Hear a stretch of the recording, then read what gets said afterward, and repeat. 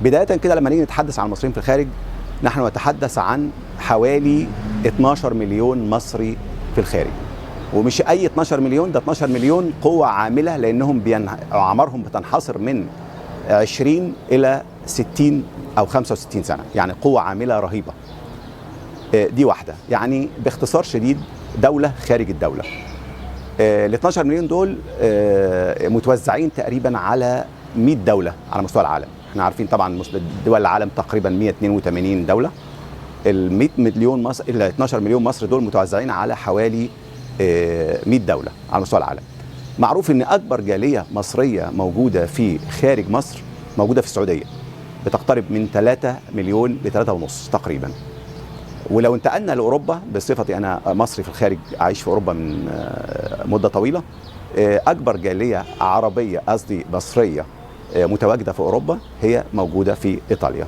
المصريين في الخارج اتكلمنا عن الناحيه الاجتماعيه والناحيه البشريه، هم طاقه بشريه هائله من ناحيه العدد ومن ناحيه النوعيه ومن ناحيه العمر، وطاقه اقتصاديه رهيبه جدا جدا.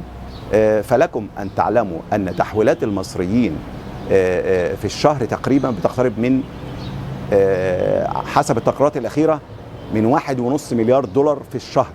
احنا بنتكلم على 28-30 مليار في السنة.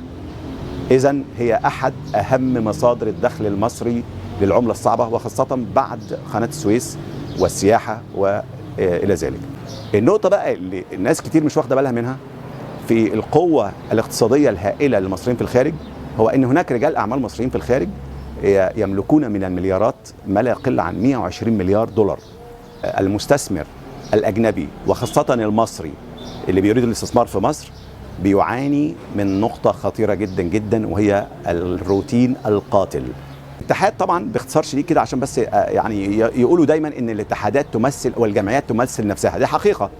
واحنا في الاتحاد المصريين في اوروبا يعني هو اتحاد لا يقوم على الخدمات، وانما يقوم على الافكار ويقوم على الاستراتيجيات، بمعنى ان احنا بنحاول نعمل علاقات وثيقه مع الحكومات في الدول اللي احنا عايشين فيها. وزي ما قلت الاتحاد يتواجد في 18 دوله اوروبيه. مقره الرئيسي في لندن، يرأسه استاذ دكتور عصام عبد الصمد، مصري، استاذ تخدير مصري اصيل بيعيش في لندن من حوالي 45 سنه، وتقدم من الاقتراحات الكثير. الاتحاد هو الذي طالب الدوله بوجود وزاره للمصريين في الخارج. قلنا لهم ان ايام زمان لما كان المصريين في الخارج لا يتعدوا 1.5 مليون 2 مليون، كان فيه وزير للمصريين في الخارج. طالبنا باعاده الوزاره، ومشكورا الرئيس تجاوب مع طلبنا ورجع الوزاره، وبنحاول نتعاون مع وزيره الهجره في تحقيق مصالح المصريين في الخارج وربطهم بالوطن الام. احنا بدورنا بقى كجيل اول للمصريين في الخارج في الدول الاوروبيه بالذات، ان احنا بنحاول نربط المصري في الخارج بوطنه الام، بلغته، بثقافته، بعاداته، بتقاليده، عن طريق المراكز الاسلاميه والمراكز الثقافيه، وعن طريق الندوات، وعن طريق التوعيه، بوسائل كثيره جدا جدا جدا. المصري في الخارج سواء في دوله عربيه او دوله اوروبيه هو تعود على نمط حياه مختلف، تخلص من جزء هام جدا جدا جدا بيعاني منه في مصر، وهو الروتين. فطالبت انا شخصيا في بعض اللقاءات التلفزيونيه بان المصري في الخارج يتم معاملته معامله خاصه، لدرجه ان المذيعه بتسالني يعني يا استاذ علي نعمل لهم قوانين خاصه؟ قلت لهم ايوه، ايه المانع؟ ما هو معلش انا كمصري في الخارج انا وفرت على الدوله مكان عمل، وظيفه، وفرت على الدوله استهلاك مواصلات وصحه وتعليم و الى اخره. وبالاضافه الى ذلك اللي انا وفرته بعمل تحويلات، بعمل مساعدات، بعمل تبرعات، كتير بيجي يستثمر هنا في مصر، يعني بشارك في رفع مستوى المعيشه في مصر. في ايه المانع ان يكون ليا قانون خاص في المعامله؟ ده لا يعيب الدستور ولا القانون في شيء.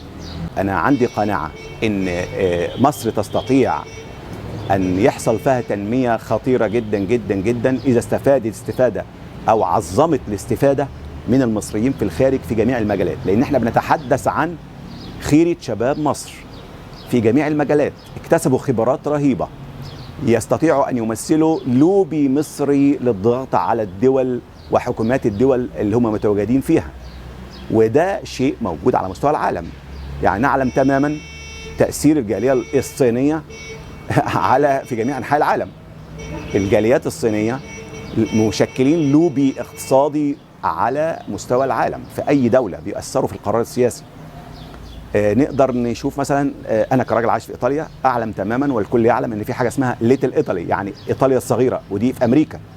ده تجمع بشري إيطالي موجود في أمريكا من بداية القرن الماضي، وكبر جدا جدا اقتصاديا واجتماعيا، لدرجة أنه له تأثير شديد وأساسي وخطير على السياسة الأمريكية تجاه دولة إيطاليا. احنا عندنا أبناء الجاليات المصرية، أبناء الجيل الأول، الجيل الثاني والثالث، ولدوا وتعلموا وموجودين في مناصب مهمة وحساسة في هذه الدول. فأنا كل اللي بقوله إن احنا عشان نكسب كل المجموع ده، جيل أول وثاني وثالث، لصالح مصر بنقدم له بعض التسهيلات في التعاملات لما ينزل مصر. المصري في الخارج لما بينزل 20 يوم، 10 ايام، شهر حد اقصى. ما ينفعش اجي يروح يعمل مصلحه اقول له طب استناني شهرين، طب تعالى لي بعد شهر. ما ينفعش يا جماعه.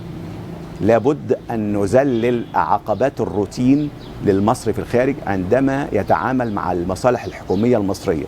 فرجاء نظره الى المصريين في الخارج. شكرا، تحياتي، والى اللقاء.